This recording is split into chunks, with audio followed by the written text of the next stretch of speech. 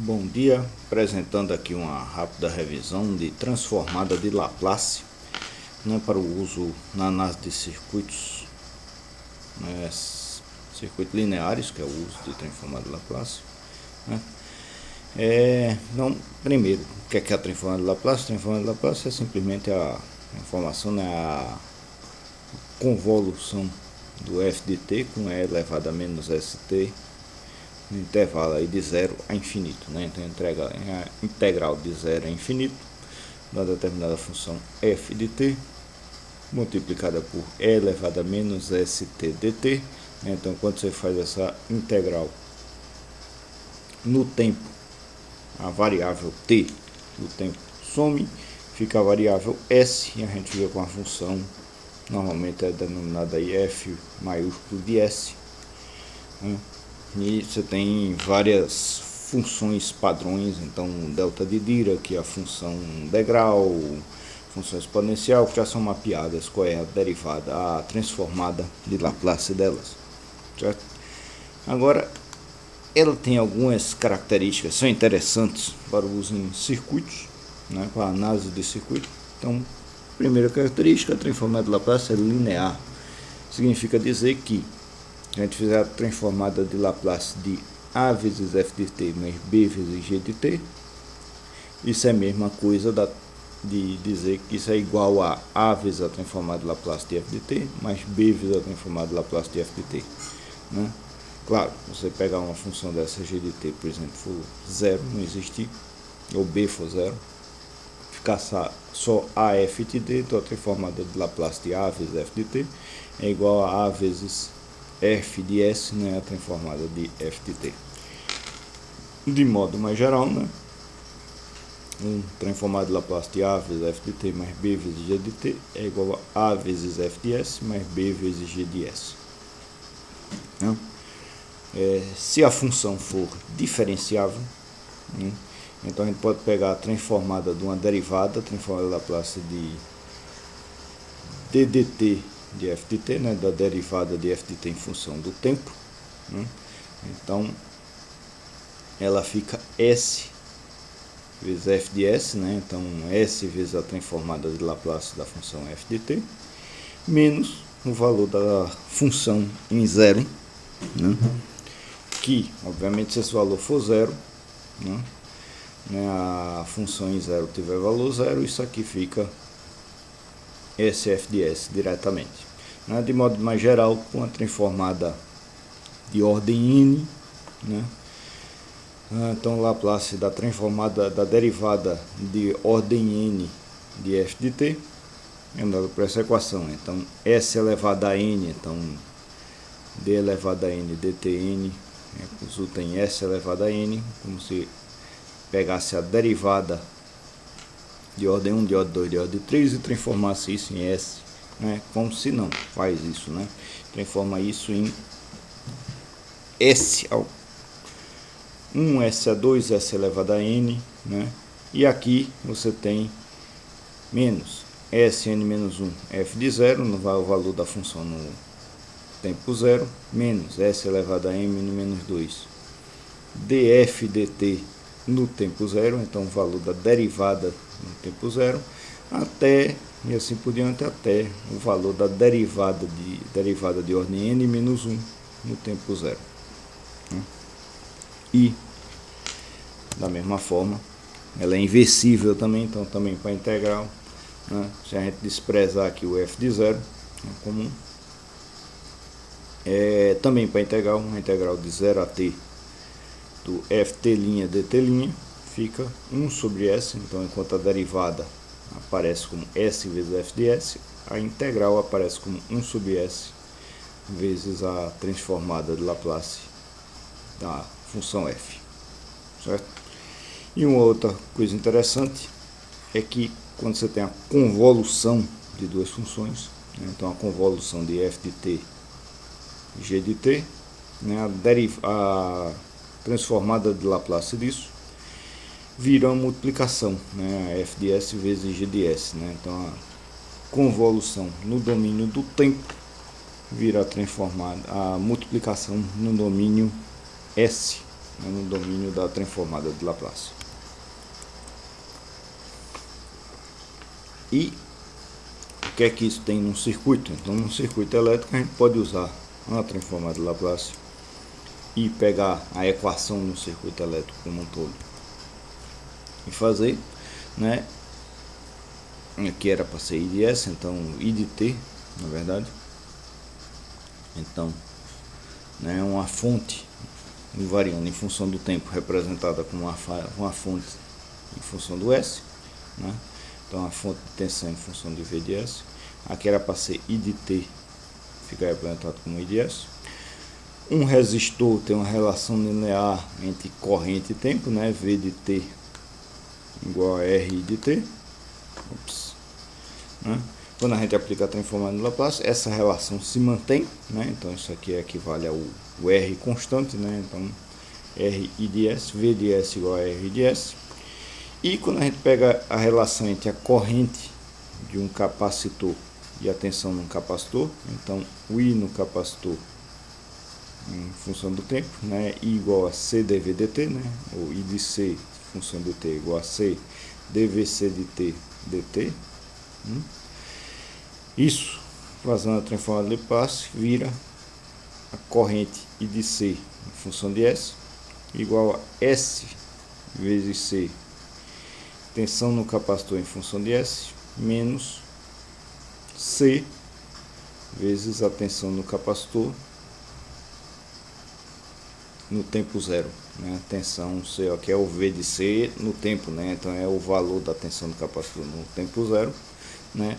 Equivale a carga, né? A tensão do capacitor é proporcional à sua carga, a carga no capacitor no tempo zero, né?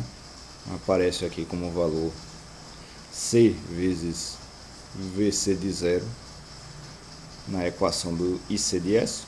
E para o indutor, né, você tem invertendo I com L, né, VL de T, a tensão no indutor no tempo é L vezes a derivada da corrente do indutor.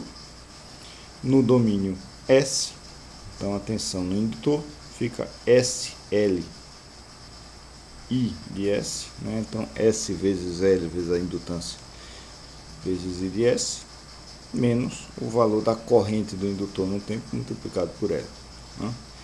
O que, como a transformada ela é linear, né? Então toda a análise que a gente faz de malha, né? Todos os teoremas, teorema de Thevenin, teorema de Norton, né?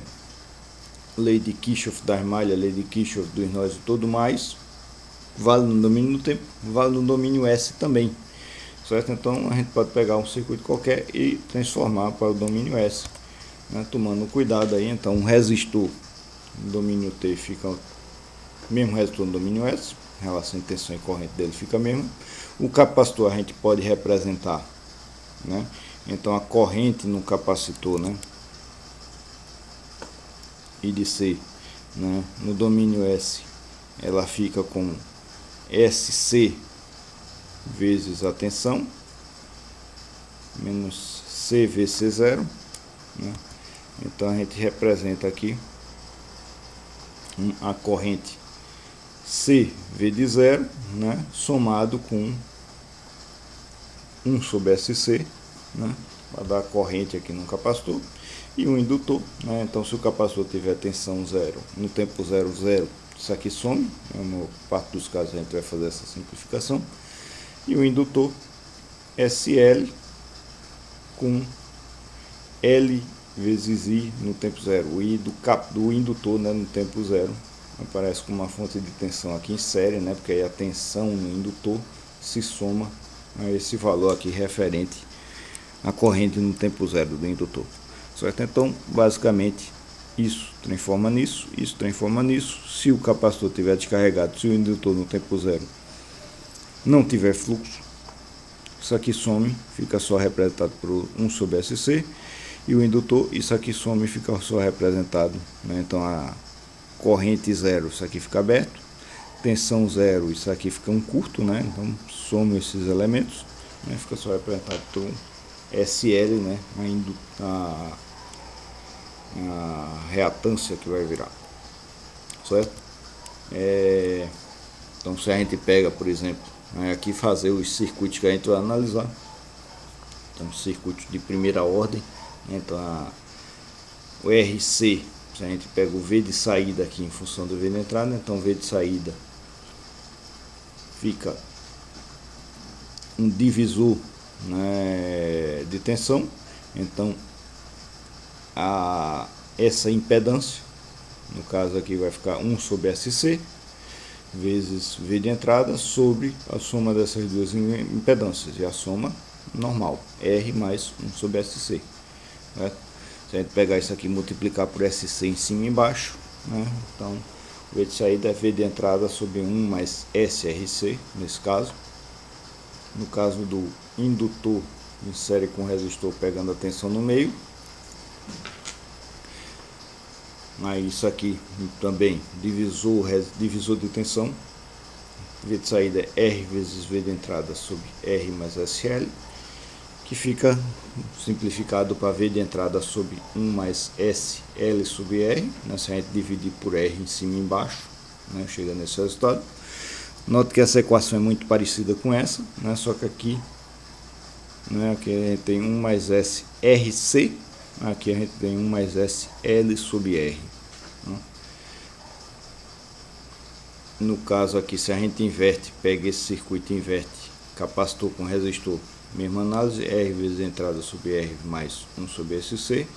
Nesse caso aqui, para simplificar, é mais negócio a gente multiplicar por SC em cima e embaixo, né? Então fica SRC vezes V de entrada sobre 1 mais SRC. E no caso, restou em série com o indutor ligado por terra. Pegar aqui de novo a análise com divisor de tensão, né? SL, né, que é a transformada para o domínio L do elemento L, vezes V de entrada sobre R mais SL, de novo dividindo por R em cima e embaixo, SL vezes sobre R vezes V de entrada sobre 1 mais SL sobre R embaixo, né? Se a gente comparar esse com esse, né, de novo, como a gente comparou esse com esse, a gente vai ter um resultado parecido. Esse com esse, a resposta é parecida, só trocando RC por L sobre R, mesma coisa aqui, RC por L sobre R, né? Tem isso aqui nesses circuitos, né? Depois você pode aplicar aí um V de entrada, né? Sabendo qual é a transformada de Fourier de Laplace do V de entrada, você acha a relação com a transformada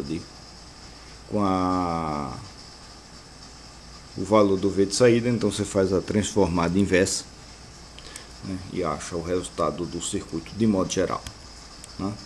Uma coisa interessante que a gente vai utilizar é quando a gente compara a transformada de Laplace com a transformada de Fourier. Então aqui está a equação da transformada de Laplace, que a gente já mostrou, né?